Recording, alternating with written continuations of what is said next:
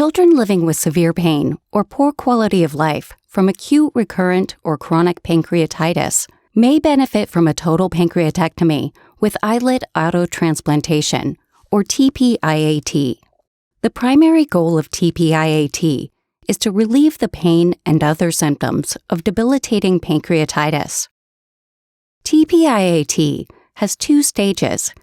In the first stage, the pancreas, spleen, gallbladder, and most of the duodenum are removed.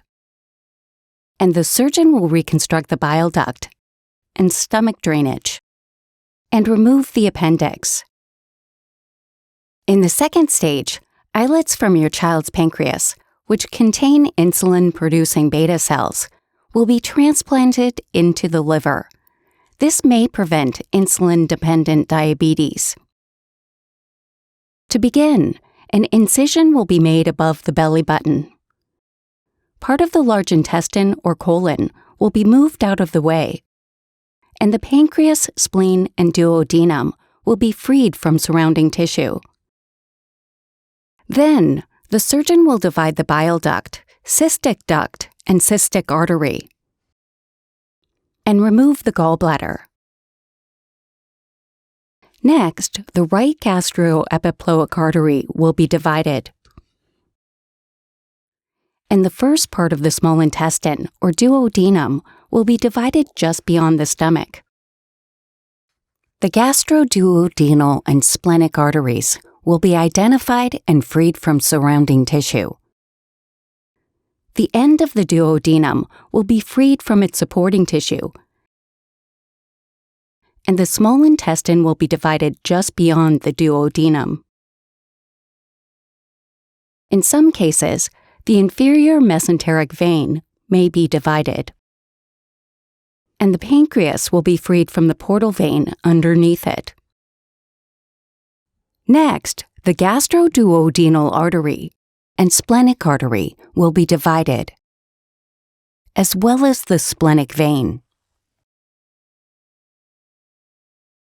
At this point, the pancreas will be removed, along with the spleen and most of the duodenum. The pancreas will be passed to the islet team to begin the process of islet isolation. While the islets are isolated, the surgeon will reconnect the small intestine in 2 limbs or segments. The first limb will be sutured to the bile duct. Next, this limb will be divided to create a second limb.